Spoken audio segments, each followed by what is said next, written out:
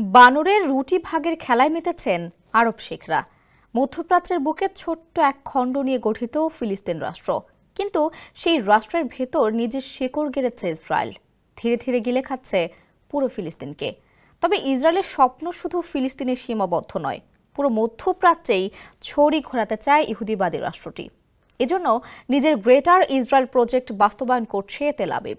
আর Israeli এই স্বপ্ন বাস্তবায়নে পশ্চিমারা যেমন মদদ দিচ্ছে, তেমনই সঙ্গ দিচ্ছেন আরব শেখরা। বিস্তারিত থাকছে আহমদুল্লাহ শিকদারের প্রতিবেদনে। ফিলিস্তিনে একটি বোমাও ফেলেনি আরব কোনো দেশ, কিন্তু ফিলিস্তিনকে বাঁচাতেও এগিয়ে আসেনি কেউ। মুসলিম বিশ্বের সবচেয়ে শক্তিশালী কয়েকটি প্রতিবেশী থাকার পরও ফিলিস্তিনের এমন অবস্থা হবে তা কেউ কখনো কল্পনাও করতে পারেনি। ওয়ালটন আবারও মিলিয়নিয়ার অফারে ওয়ালটন ফ্রিজ কিনে আপনিও হয়ে যেতে পারেন মিলিয়নিয়ার। কিন্তু সামরিক ও রাজনৈতিকভাবে প্রভাবশালী এই আরব দেশগুলো ফিলিস্তিন নিয়ে পুরোপুরি নির্বিকার। মুসলিম ভাইয়ের রক্ত দেখে প্রতিবেশী আরব শেখদের মন কেন কাঁদছে না, সেই প্রশ্নই এখন ঘুরে ফিরছে। ইসরায়েল ও ফিলিস্তিনের সঙ্গে সীমান্ত রয়েছে মিশরের। মুসলিম বিশ্বের অন্যতম শক্তিশালী এই দেশ তারপরও ইসরায়েলের অভিযান নিয়ে নিশ্চুপ।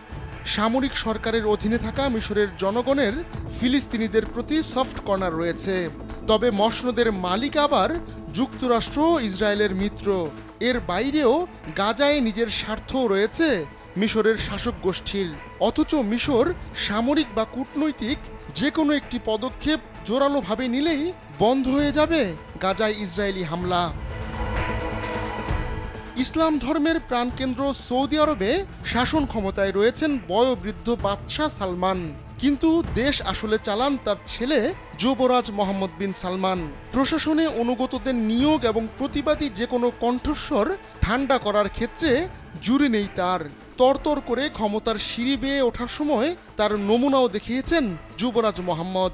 যুক্তরাষ্ট্রের আনুকূল্য চাওয়া সৌদির স্বপ্ন বিশ্বের ব্যবসা বিনোদনের রাজধানী হবে।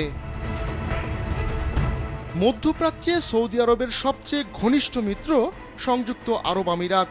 বলা যেতে পারে সৌদির কথার বাইরে কোনো কাজই করে না দেশটি। সেই আমিরাতেই রয়েছে যুক্তরাষ্ট্রের অত্যাধুনিক ঘাঁটি।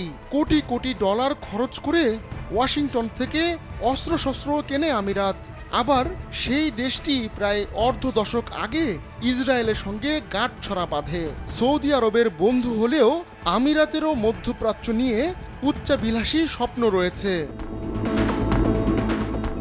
বিগত কয়েক দশকে মধ্যস্থতাকারীর তকমা গায়ে ভালোভাবেই লাগিয়েছে কাতার, কিন্তু মধ্যপ্রাচ্যের এই দেশ আসলেই জটিল সমীকরণে চলে। এই দেশেই রয়েছে যুক্তরাষ্ট্রের গুরুত্বপূর্ণ একটি সামরিক ঘাঁটি। আবার ইসরায়েলের সঙ্গেও দেশটির সম্পর্ক বেশ ভালো। ফিলিস্তিনি যোদ্ধাদের প্রতি সহমর্মী হলেও কাতার সবসময় দ্বৈত ভূমিকা পালন করে এসেছে।